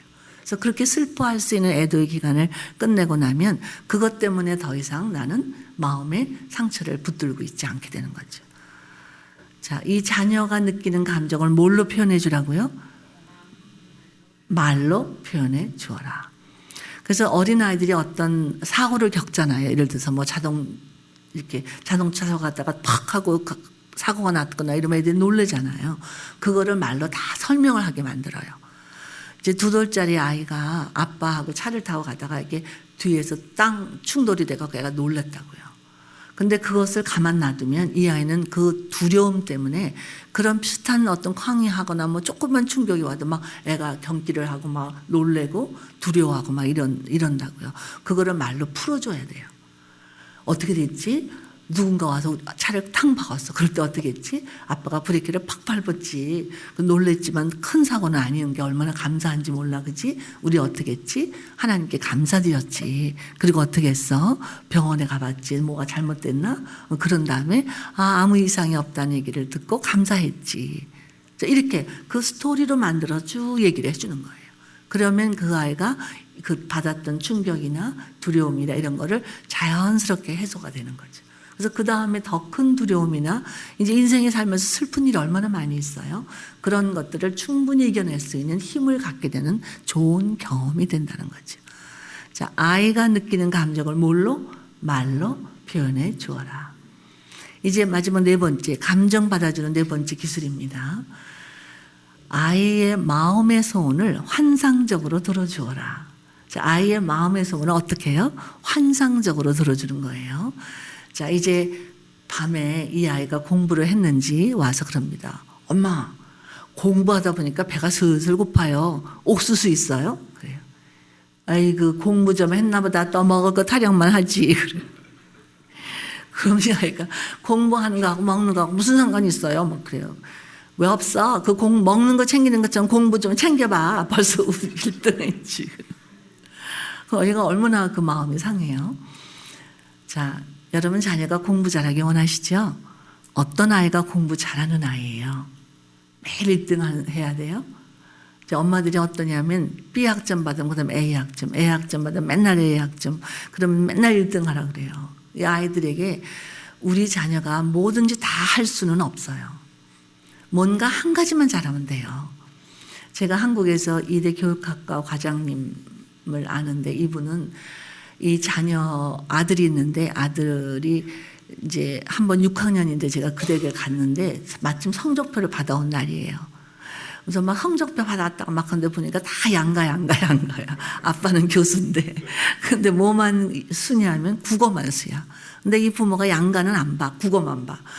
국어가 수야. 막 이거 제일 잘했다는 거야. 막. 그러니까 얘는 나 나가 놀아요. 그러면서 나가 놀아. 막 그래서 나가 놀라고. 근데 이 아이가 여름방학 동안에 이 교수님이 저한테 원고를 아들이 쓴 원고를 갖고 왔는데 몇 매를 썼냐면 1000매를 썼어요. 6학년 아이가. 그렇게 양가한 가만 받는 아이가. 무엇이 이 아이의 독특한 재능을 개발시켰을까요? 부모님의 아낌없는 칭찬과 격려예요. 자, 뭔가 한 가지만 잘하면 되는데 우리는 뭐든지 잘하기를 원해요. 그러면 이 아이는 독불장군밖에 안 돼요.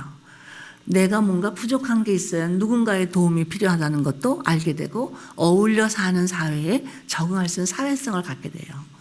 그래서 저희 아들은 지금 40인데도 그 학교 아이들, 우리 아이가 청소년 상담의 대가가 됐거든요. 그런데 이제 이 청소년 중에서 1등부터 그 반에서 10등까지는 인간 취급도 안 한대요. 얼마나 매정해 1등을 할 수 있는지 모르기 때문에 1등 아이는 인간도 아니라 그렇게 얘기를 해요. 얼마나 강박관념이 심한지 1등 하는 아이들이 그 아이들이 갖는 스트레스는 이루 말할 수가 없는 거지. 저희 그 조카 하나가 하버드 의대 출신이거든요. 이 아이는 평생 스트레스를 받고 살아요. 근데 하버드에서 이 학생들끼리 경쟁이 굉장히 심각한 거예요. 별걸 다 가지고 경쟁해요. 그래서 최종적인 경쟁은 배우자를 누구 만나느냐가 결정 지어준대요. 근데 이혼율이 가장 높아요. 그런 걸 보면서 우리 아들이 그러죠. 정말 이것이 결혼이 뭔지를 모르고 어떻게 더불어 사는 방법을 모르는 아이들의 맹점이라고. 여러분 자녀 공부 잘하길 원하세요? 아니에요. 그냥 시험 보고 뭘 물어보세요. 너 시험 잘 봤어? 뭐 아니면 뭐 몇 개 틀렸어? 뭐 몇 등이야? 이런 거 물어보지 마세요. 이렇게 물어보세요. 너 이번 시험에 최선을 다한 거니? 최선을 다하는 아이가 공부 잘하는 거예요. 우리 아이가 수학 실력이 B 받을 실력밖에 안 돼. 자꾸 A를 받으라 그러면 이 아이는 정신분열증이 생긴다는 거죠. 이 사람마다 가지고 있는 탄력성, 능력이 다 한계가 있어요. 근데 그거를 자기 한계 이상으로 자꾸만 이것을 늘리려고 그러면 이 아이는 그냥 포기해버려요. 그래서 이 탄력성을 딱 잃어버리는 순간 이게 신경증이 되는 거예요. 어떤 때는 너무 심하게 갑자기 잡아다니면 끊어져 버려요. 이게 정신병이에요. 여러분 21세기의 전염병은 정신병이에요. 정신병은 두뇌 이상이 생기는 거거든요. 그런데 이것은 치유약이 없습니다. 지금 정신병 치료약들이 개발되고 있지만 이 정신병이 누구에게 어떤 증세에 맞는지는 아무도 증명을 못해요. 왜냐하면 사람마다 너무나 아주 미세하게 모든 두뇌의 구조가 다르기 때문에 우리 인체에서 가장 복잡한 것이 두뇌예요. 그리고 가장 신비한 것도 두뇌예요. 여러분 이 두뇌를 성경에 저는 뭐라 그런지 아세요? 황금 항아리. 전도서에 나와 있어요. 황금 항아리가 깨어지고 뇌서 상태를 말합니다. 옆에 사람하고 당신은 부자예요. 시작. 당신은 부자예요. 우리는 지금 황금 항아리를 쥐고 있는 거거든요. 우리 모두에게는 황금 항아리가 있어요. 근데 이 황금 항아리가 정말 연두부처럼 막 야들야들하는 이 두뇌를 이렇게 딱딱한 두개골을 딱 하나님이 보호를 하셨거든요. 거기다가 잔디까지 심어 놓으셨어. 머리끝을 탄력성을 방지하기 위해서. 얼마나 이 두뇌가 다치기 쉬운 연한 건지 몰라요. 이것이 이렇게 어떤 돌에 꽝 부딪히는 것보다 더 위험한 게 뭐냐면 자기 능력 이상으로 요구를 당할 때. 그러면 이 아이는 좌절감을 느껴요. 아무리 노력해도 안 되는 거 있거든요. 그것을 계속 요구를 당하면 이 아이는 그냥 탕 하고 놔버려요. 우리가 정신줄을 놓는다 그러죠. 그냥 탁 놔버리는 거예요. 왜 안 되니까. 그러니까 여러분 심호흡 크게 하시면서 가만두어라. 시작. 가만두어라. 자, 이런 상황에서 이렇게 공부하고 나온 어머니는 어떤 반응을 보여야 할까요? 엄마 공부하다 보니까 옥수수가 먹고 싶어요. 옥수수 있어요? 아유 저런 지금 옥수수가 딱 떨어졌네. 공부하다 보니까 먹는 게 필요하구나. 네가 옥수수 얘기하니까 엄마도 옥수수 먹고 싶다. 얘. 옥수수 나라 뚝딱 해서 탁 나올 수 있으면 얼마나 좋겠어. 근데 집에 감자밖에 없는데 그럼 애가 감자도 먹을게요. 이름은 좋은데 이제 애들이 똑똑하거든요. 그러면 요새 애들은 이래요. 그러면 슈퍼 가서 사오면 되잖아. 24시간 여는 마켓이 있다는 얘기죠. 아이들은 기술로만 대할 수는 없겠지요. 그러나 부모가 최선을 다해야 한다는 것을 다 하고 싶어 한다는 것을 알면 이 아이는 협조하는 아이가 되는 거죠. 자, 이제 4가지 기술 다시 한번 복습해 볼까요? 자, 첫 번째는 뭐라고요? 귀를 기울여 주어라. 두 번째는 마음을 알아주어라. 세 번째는 아이가 느끼는 감정을 말로 표현해 주어라. 네 번째는 아이의 소원을 환상적으로 들어주어라. 여러분 이 부부관계도 마찬가지예요. 저희는 2남 2녀예요. 근데 저희 남편은 뭐라냐면 2남 3녀래요. 저를 포함해서. 저도 질세라고. 저는 2남 3남 2녀예요. 이렇게 얘기해요. 남편을 포함시켜서. 그래서 뭐라냐면 제일 큰 아들이 제일 말 안 들어요. 제가 그래요. 그래서 우리 부부 사이에도 이렇게 마음의 소원을 이야기할 때 그걸 환상적으로 좀 들어주셔야 돼요. 예를 들어서 남편이 갑자기 어느 날 나 차 좀 바꾸고 싶어 막 이러거든요. 그럼 아내가 정신이 있어야 없어 지금이 어느 때인데 차를 또 바꿔요 막 이래. 이제 그 남편의 어떤 소원을 얘기하면 무조건 막 펄펄 뛰는 그렇게 하면 남편은 화가 나거든요. 그럴 때 어떻게 해야 돼요? 당신은 더 좋은 차를 탈 자격이 충분하고도 남지. 뭐 사준다는 얘기는 아니에요. 그냥 그걸 환상적으로 들어주면 되는 거예요. 이제 의사인 어떤 남편이 자꾸만 그 국회의원 출마를 하겠다 그러는 거예요. 그러니까 아내는 너무 듣기 싫어. 그래서 저희가 이제 부부가 같이 놀러 갔는데 그 집에서 식탁을 하고 자꾸 남편이 막 정치 얘기만 하는 거예요. 여자들은 정치 얘기 싫어하거든요. 그러니까 그 아내가 저를 불러다가 우리 여자끼리 할 말 있어요 하면서 싹 나왔어요. 그래서 막 이제 불평을 하는 거죠. 저희는 사람만 오면 저렇게 정치 얘기만 한다 그런다고. 그래서 제가 물어봤어요. 두 분만 계실 때도 그 얘기를 하나 했더니 못하죠. 그래서 왜 안 하세요? 그랬더니 제가 들어야지요. 못하게 하는 거예요. 아예 듣기 싫다고. 그러니까 손님이 올 때 그 얘기를 꺼내시죠. 그래서 제가 가르쳐 드렸어요. 두 분만 있을 때 꼭 그 얘기를 잘 들어주고 당신이 국회의원이 되면 나라가 바로 잡힐 거야. 막 이렇게 막 해주라고. 그런데 당신의 의사를 안 하면 죽을 사람이 더 많을걸? 이 한마디만 해주라고 그랬더니 그렇구나. 그렇게 이렇게 그 새로운 지혜를 얻게 되는 순간도 있는데 이제 상대방이 무슨 얘기를 하면 내가 듣기에는 막 엉뚱하고 막 허황된 것 같아도 그걸 그냥 잘 들어주기만 해도 된다는 얘기죠. 환상적으로. 예를 들어서 아내가 그래요. 우리 동창회에서 어디 여행을 간대. 막 그러면 당신 지금 여행 갈 때야? 막 이렇게 하면 안 되지요.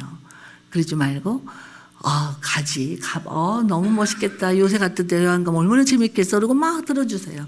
그러면 사실은 뭐 우리 애가 뭐 시험이고 뭐 이러면서 혼자 스스로 그냥 포기하면서도 억울하지 않은 거죠. 이제 어떤 아내가 동창회가 있다고 그러니까 뭐 가면 되지 그랬더니 아내가 근데요 내가 몸이 늘어서 옷이 하나도 안 맞아 막 입을 게 없어 막 그랬더니 이 남편이 뭐라 그러냐면 당신은 벗을수록 아름다워 그러더래요. 그래서 아내가 새 옷을 안 입어도 참 마음이 좋았다고. 자, 그 자녀가 그 소원을 어떻게 환상적으로 들어주는 거죠. 자, 이렇게 마음을 감정을 받아주는 기술 4가지를 배웠는데 자, 두 번째 기술은 무슨 기술이라고 그랬죠? 자발성을 기르는 기술이에요. 자, 첫 번째, 자녀 스스로 선택하게 하라. 자, 어떻게 하라고요? 스스로 선택하게 하라.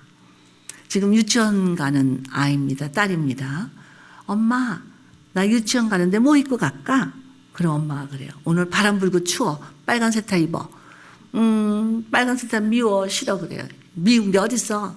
감기 들어. 입어. 막 그래요. 싫어. 이제 싸워요. 누가 이겨야 할까요? 자, 엄마가 이겨야 된다. 아이가 이겨야 된다. 네. 여기서 중요한 건 뭐냐면 승부욕이 있으면 안 됩니다. 여러분, 사랑하는 사람과 승부욕을 가지면 안 돼요. 자, 부부싸움에서도 마찬가지. 누가 이기나 해보자 이러면 안 돼요. 부부싸움은 둘 다 이길 수 있는 유일한 경기예요. 이기게 해주셔야 돼요. 그러면 애들하고도 싸우죠. 두 돌 된 아이하고도. 먹어, 안 먹어? 누가 이기나 해보자.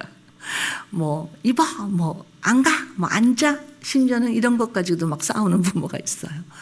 여러분, 승리자가 되려고 하지 마세요. 그러면 내 곁에는 패배자만 남습니다. 다만, 사랑하는 사람만 되세요. 그럼 내 곁에는 뭐만 남아요? 사랑받는 사람만 남아요. 자, 그래서 우리 부부싸움에서도 악착같이 아내를 이기려는 남편, 가장 졸렬한 남편이 됩니다. 악착같이 남편을 이기려는 아내, 가장 비참한 아내가 돼요. 그래서 옆에 사람 보고 승리자가 아니라 사랑하는 자만 되겠어요. 시작.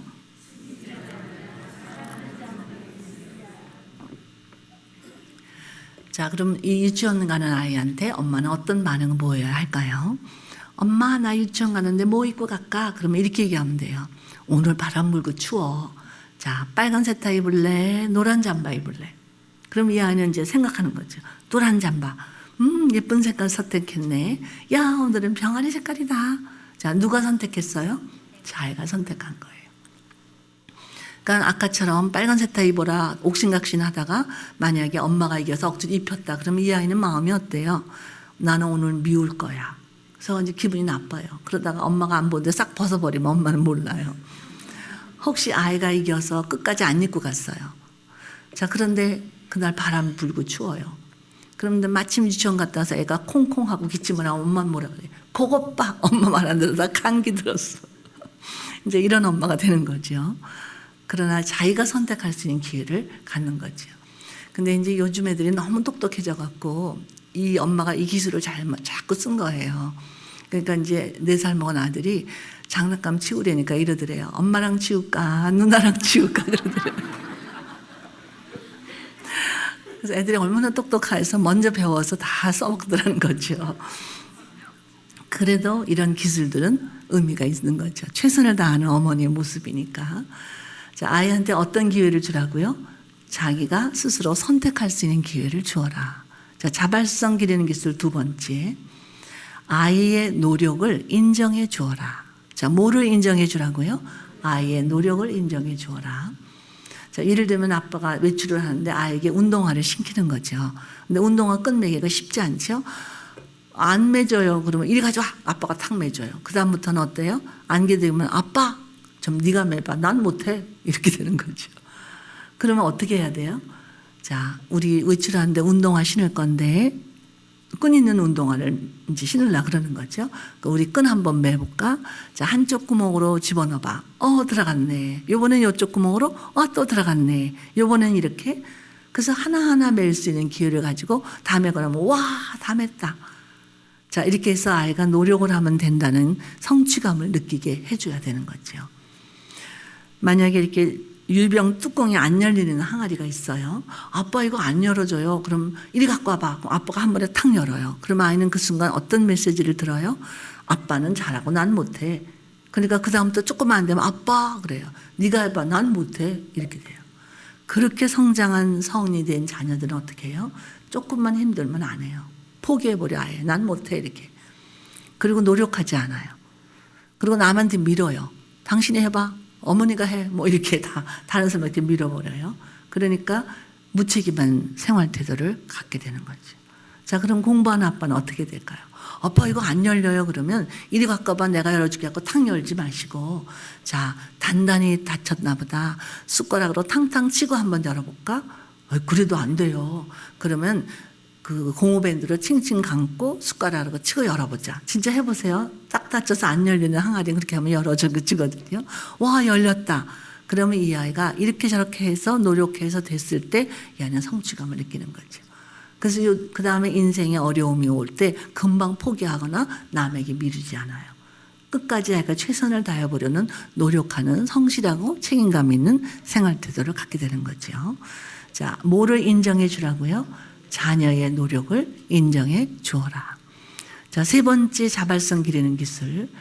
질문은 질문으로 대답해라. 자, 질문은 뭐로 대답해요? 질문으로. 지금 비가 옵니다. 아빠한테 묻는 거예요. 아빠, 비 온다. 비가 왜 와요?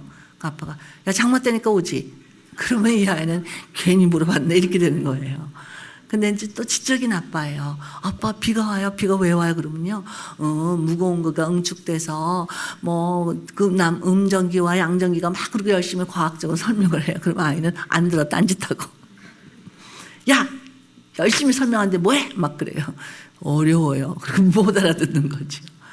자, 그럼 이 공부하고는 아빠는 어떻게 해야 될까? 여러분이 아빠가 되고 제가 아이가 될게요. 아빠, 비 와요. 비가 왜 와요? 아, 네, 잘하셨어요. 정말 비가 오는구나. 비가 왜 올까? 그럼 아이는 뭐라 그래요? 하나님이 예쁜 꽃에 물 주시려고. 아이 나름대로의 어떤 사고가 있는 거예요. 그러니까 질문은 뭐로? 질문으로. 이제 아빠가 늦게 오는 가정이에요. 그러니까 엄마한테, 엄마, 우리 아빠는 왜 맨날 늦어요? 그럼 그러지 않아도 좀 못마땅했던 엄마가 마침 이때다 하고, 아유, 그러게 말이야. 그냥 속상해 죽겠어. 막 이런. 그럼 아이는 그냥, 아이고, 잘못 물어봤구나고 도망가죠. 여러분이 부부싸움은 하실 때가 있지요. 싸우는 것도 여러분이 요령껏 그 기술이에요. 그래서 저는 싸우는 기술도 가르쳐 드리는데, 자, 중요한 거 뭐냐, 애들 앞에서는 싸우지 마세요. 그러면 아이들은 자기가 감당할 수 없는 짐을 지게 됩니다. 나 때문에 엄마 아빠가 싸운다고 생각해요. 그래서 이혼한 가정의 자녀들은 3대 때까지 그 부정적인 영향이 내려온다는 거죠. 얘들은 자기가 감당할 수 없는 인생의 책임을 지려고 해요. 쓸데없는 죄책감에 빠진다는 거죠. 자, 그래서 이 아이들 앞에서 싸우지 말아야 되는데, 싸웠다, 잘못해서 그냥 충동적으로 싸워서 애들 앞에서 싸우는 모습을 보였다 그러면 아이들 앞에서 화해하는 모습도 보여주세요. 그러면 아, 이렇게 갈등을 해결할 수 있구나 하고 애들은 안도감을 갖는다는 거죠. 또 어떤 부부는 너무 똘똘 뭉쳐 있어요. 그래서 아이가 물어봅니다. 엄마, 우리 아빠는 왜 맨날 늦어요? 그러면 엄마가 열심히 설명하는 거죠. 너희 아빠가 좀 힘드시겠니? 할머니 생활비 대줘야 돼. 너네 고모 등록금도 대야 돼. 너 공부시켜야 돼. 정말 아빠가 바쁘신 거야. 막 이러면 애가 그냥 뭐 그런 것 같지도 않은데 이러면서 별로 신용을 안 가져요. 자, 그러면 이제 그 아이한테 뭐라고 답변을 보여줘야 될까요? 여러분이 엄마가 되세요. 엄마, 우리 아빠는 왜 맨날 늦어요? 정말 좋은 아이디어네요. 아빠가 보고 싶구나. 너무 아주 창의력 있는 대답이었어요. 자, 제가 기대하는 말은 뭐냐면 질문은 뭐로 대답하라고요? 질문으로. 자, 그럼 어떻게 해요? 오늘도 아빠가 늦으시는구나. 아빠는 왜 늦으실까? 자, 이렇게만 하면 돼요. 그러면 아이는 아빠가 바쁘셔서 그렇겠죠. 뭐 우리가 이해해야 되겠죠. 이제 이렇게 하는 거예요. 얼마나 능청맞고 얼마나 애들이 소견이 깊은지 모르거든요. 그러니까 질문은 뭐로? 질문으로. 이제 마지막 기술입니다. 자발성 기르는 마지막 기술. 꿈을 심어 주어라. 뭐를 심어줘요? 꿈을 심어 주어요. 자, 아이가 교회 갔다 와서 그럽니다. 엄마, 교회에서 연극하게 됐어요. 내가 주인공 해보면 어때요? 그럼 엄마 갑자기, 얘는 무슨 연극을 해봤다고 네가 갑자기 주인공이야? 연극 많지면 어떡하려고. 얘는 얼마나 그냥 좌절감을 느끼겠어요? 또 어떤 엄마는 반대로 너무 기대를 가죠. 네가 연극하는데 주인공 되는 거야? 너 잘해, 잘해. 엄마 가서 구경할게. 그럼 그때부터 애들은 이제 스트레스 받는 거죠. 그럼 이제 공부하고 난 엄마는 어떤 반응을 보여야 할까요? 엄마, 교회에서 연극을 해보게 됐어요. 그러면 얼른 그렇게 하세요. 연극을 해볼 기회가 있다고? 그래, 참 좋은 기회가 될 거야. 연극은 정말 좋은 기회가 될 거야. 네, 뭐 주인공이 아니면 어떻겠어요? 뭐라도 하나 해보면 좋은 기회가 될 거예요. 자, 이렇게 하는 거죠. 너무 기대를 갖거나 또 너무 그 기대를 낮추지 말고 현실 그대로를 말해주는 거죠. 자, 이제 많은 기술을 소개했는데 다 잊어버리셔도 괜찮아요. 한 가지 원리만 생각하시면 돼요. 자, 우리는 하나님을 뭐라고 부르죠? 하나님 아버지. 자, 하나님 아버지께서 나에게 어떻게 해주시는지를 생각해 보면 돼요. 자, 하나님은 우리의 감정을 받아주세요. 우리가 슬플 때, 우리가 죄책감을 느낄 때, 우리가 좌절감을 느낄 때, 우리가 외로울 때 하나님은 아세요. 나무라지 아니하시고 그것을 받아주세요. 그래서 로마서에서 하나님은 우리에게 이렇게 권고하시죠. 우는 자와 함께 울고 웃는 자와 함께 웃어라. 내 마음을 높은 데 두지 말고, 이렇게 우리에게 권고하시잖아요. 그러니까 여러분이 웃을 때는 함께 웃어주고 울을 때는 함께 울어줘야 돼요. 근데 우리는 어때요? 웃으면 시끄러, 뭐가 좋아서 이렇게 낄낄거려, 이렇게 얘기한다는 거죠. 또 울으면요, 고만 울어, 뭐가 이렇게 슬퍼, 막 이런 마음을 갖게 되지요. 자, 심호흡 좀 크게 하시고, 자, 감정을 받아줘야지요. 시작. 감정을 받아줘야지요. 그래서 그 감정은 논리성도 윤리성도 없다고 했어요. 낮에 안 오신 분들 많아서 다시 한번 반복합니다. 감정은 왜라고 묻으면 안 돼요. 이러면 상담 공부할 때 왜라는 질문을 하지 않습니다. 예를 들면 청소년이 와서 그래요. 선생님 죽고 싶어요. 그럼 왜? 그런 사람은 전문가가 아니에요. 그러면 청소년이 죽고 싶어요. 그럼 뭐라 그래야 돼요? 죽고 싶은 충동을 느끼는 거야. 그렇죠? 죽고 싶으면 그냥 죽지 왜 찾아와요? 뭐 와서 이혼하고 싶어요. 사실 이혼하고 싶어요. 이혼하고 싶어 찾아오는 분들은 어떤 마음이 그 내면에 있냐면, 어떻게 하면 이혼하지 않을 수 있는 방법이 있을까요? 지금 이혼할까 봐 두려운 거거든요. 그래서 찾아온 거거든요. 근데 이제 상담자 고지고식대로 왜요? 이렇게 물어보면 안 된다는 거죠. 그러니까 여러분 자녀가 울거나 웃을 때 왜 웃니? 뭐 왜 울어? 이렇게 물어보면 안 되는 거죠. 그래서 이 자녀의 감정을 받아줍니다. 하나님은. 자, 이제 하나님께서는 우리가 자발성을 가진 자녀가 되기를 원하세요. 자, 하나님께서는 우리가 스스로 선택할 수 있는 기회를 주세요. 자, 아들을 믿는 자에게는 영생이 주어지고 아들을 믿지 않는 자는 영벌이 놓여져 있다고 성경은 확인합니다. 자, 그런데 하나님께서 온 인류 누구에게나 강요하신다면 예수를 안 믿을 사람이 어디 있겠어요? 근데 하나님은 아무에게도 강요하지 않으세요. 우리가 스스로 선택할 수 있도록 기회를 주시죠. 그래서 여러분이 예수를 믿고 안 믿고 또 오늘 밤 여기 온 것도 여러분은 누구의 강요에서 온 거 아니에요? 자발적으로 오신 거예요. 하나님은 인격적인 하나님. 자, 심호흡 좀 크게 하시고 옆에 사람 칭찬 좀 해주세요. 당신은 가장 위대한 선택을 잘하신 거예요. 시작. 당신은 가장 위대한 선택을 잘하신 거예요. 뿐만 아니라 하나님께서는 우리의 노력을 인정해 주세요. 저희 온 가족은 이제 식사를 하고 나면 저녁 산책을 나갑니다. 그러면 이렇게 작은 동산 같은 게, 작은 산이 있어요. 산을 올라갔다가 내려오는데 저는 이제 막내가 걱정이 돼요.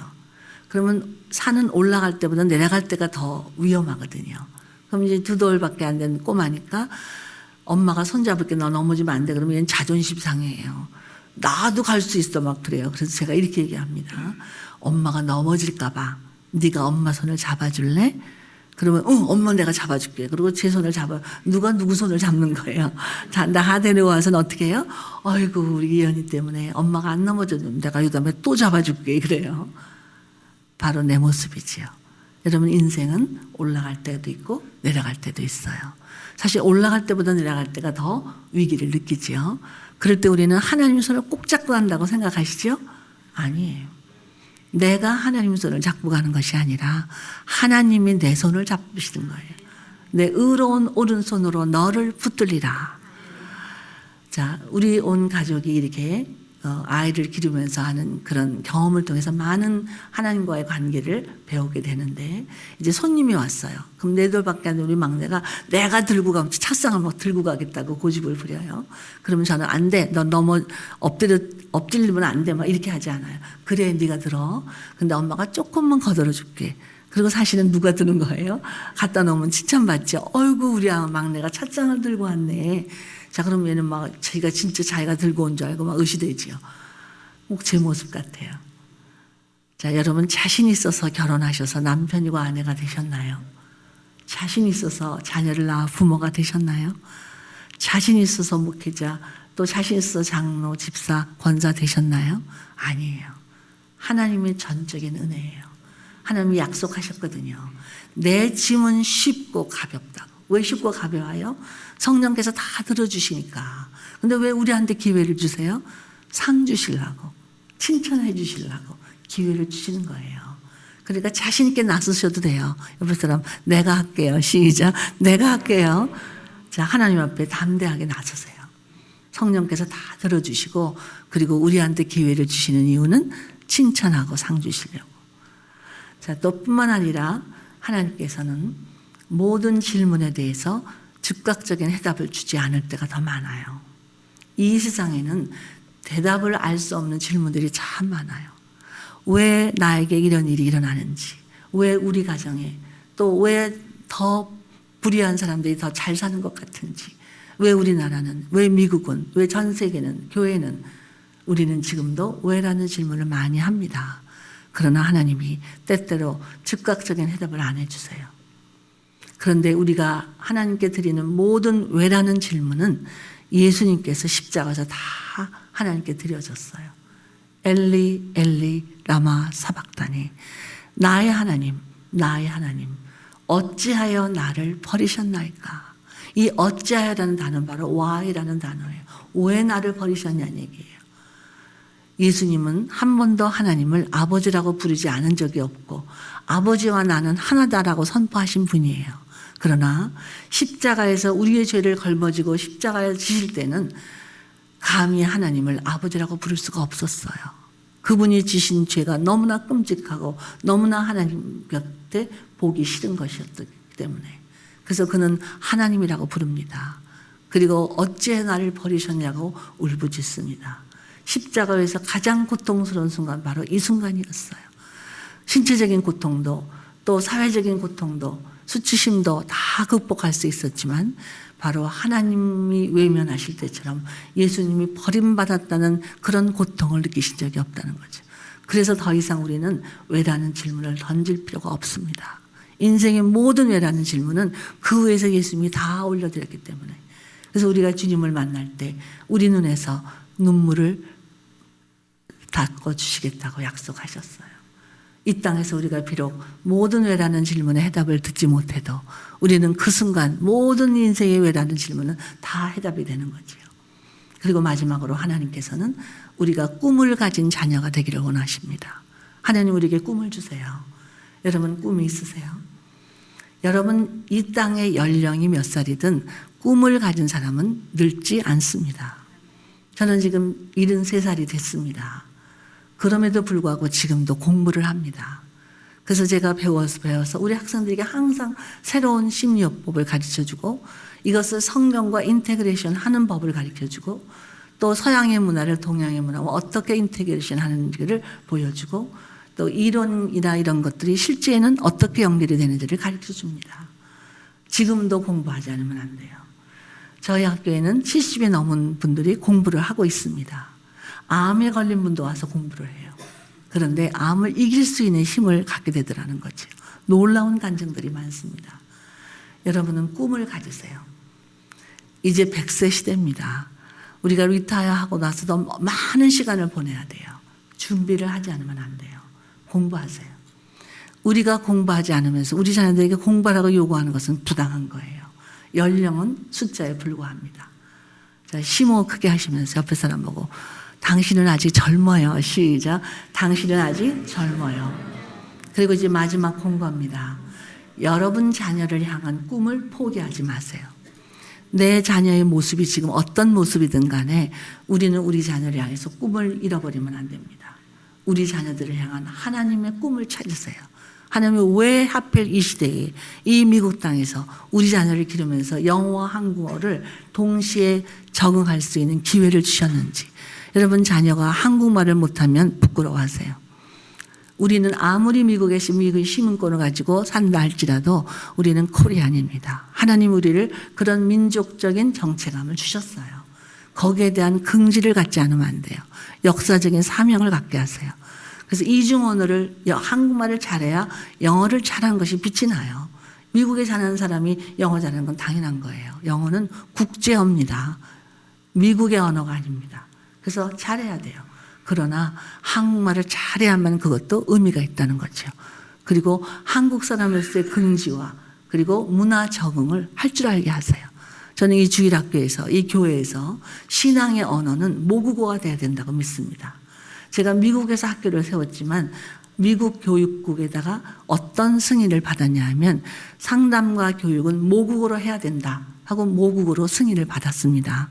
그래서 하나님께서 그것을 통과하게 만드셨어요. 미국 사람들이 모국어라니까 이해가 되잖아요. 이거는 아주 논리적인 국가니까. 그러니까 통과가 됐는지 혹은 모국어라니까 의뢰거 영어인 줄 알고 통과시켰는지는 잘 몰라요. 어쨌든 우리 학교는 이 학생과 교수만 있으면 한국어든 일본어든 중국어든 뭐 스페니쉬든 불어도 어떤 언어도 열 수 있는 자격이 주어져 있어요. 그런 커패시티가 돼 있다는 거죠. 이것은 우연이라고 보지 않습니다. 그래서 미국에서 영어는 기본이고 그 외에 자기의 모국어를 잘 구사하는 그런 젊은 일꾼들이 필요합니다. 그렇게 여러분 자녀들에게 격려하시고 그런 기회를 갖게 해 주셔야 됩니다. 자, 같이 기도합니다. 자, 눈 감고 기도하시는 같이 다시 한번 심호흡을 크게 합니다. 이 시간 여러분에게 도전을 하겠습니다. 자, 우리 자녀를 지금 어디에 올려놓고 있는지, 만약 이 자녀를 내 손에 올려놓고 있다면 이 자녀는 pain and trouble, 문제와 고통입니다. 그러나 이 자녀를 하나님 손에 올려놓는다면 이 아이는 pain이나 고통이나 문제가 아니라 power and possibility가 됩니다. 능력과 가능성이 됩니다. 우리 자녀가 연령이 어떻든 능력이 어떻든 지금 현재 형편이 어떻든 상관없어요. 여러분 손에 놓여져 있는 자녀라면 하나님 손으로 옮겨 놓으세요. 이 순간. 자, 이 순간 내가 낳았지만 내 자녀가 아닙니다. 하나님의 자녀임을 선포합니다. 하나님 손에 올려놓겠습니다. 라고 결단하시는 부모들은 오른손을 번쩍 들어서 표현해 주세요. 네, 번쩍 드세요. 자신 있게. 지금 손을 드신 분들 이제 손 내리시고 생각하셔야 돼요. 내 자녀를 기르다가 우리 자녀가 너무 훌륭하게 자랐어요. 그래서 막 자랑하고 싶고 잘난 척하고 싶어요. 그럴 때 공치사하지 마세요. 내가 너를 어떻게 길렀는데 하지 마세요. 바로 하나님만 영광을 받으세요. 또 내 자녀를 기르다가 한계를 느끼는 순간이 있지요. 믿음도 없는 것 같고 잘하는 것도 없는 것 같고 실패하고 있는 것 같고 두렵고 그리고 실망스럽고 이럴 때 이날을 기억하세요. 그래, 내 자녀가 아니야. 하나님의 자녀야. 하나님이 이 아이를 책임져 주세요. 이 땅에서 죽은 물고기처럼 살지 않게 해주세요. 산 물고기가 되어서 고난이 있어도 어려움이 있어도 깨끗한 곳을 찾아 올라갈 수 있는 방향 감각을 가진 산 물고기처럼 살게 해주세요. 기도하세요. 내가 이 자녀를 하나님 손에 올려놓았다는 사실을 기억하시기만 하면 됩니다. 그분들을 위해서 기도해 드리겠어요. 사랑 많으신 하나님 아버지, 우리가 이 땅에 살면서 감히 어머니요 아버지라고 불리울 수 있는 놀라운 기회를 주신 것을 감사합니다. 우리가 부모가 된 것은 전적인 하나님의 은혜입니다. 부모 노릇을 할 수 있는 것도 하나님의 은혜로만 가능합니다. 이 시간 특별히 내가 낳은 자녀지만 내 자녀가 아니라 하나님의 자녀임을 선포하고 그 자녀를 내 손에 놓고 있는 것이 아니라 하나님 손에 올려놓기를 결단하여 손을 든 부모님들을 기억하여 주옵소서. 그래서 그 자녀들에게 놀라운 가능성과 능력이 됨을 보게 하여 주시옵소서. 이 교회에서 성장하고 있는 우리의 어린이들과 젊은이들과 청년들이 교회를 들어오면서 나오면서 꼴을 얻되 풍성한 꼴을 얻게 하시고 우리 부모들이 그들을 보면서 감격하고 감사하고 그리고 보람을 느끼며 하나님께 영광을 돌릴 수 있는 놀라운 은혜를 허락하여 주옵소서. 예수님 이름으로 기도합니다. 아멘.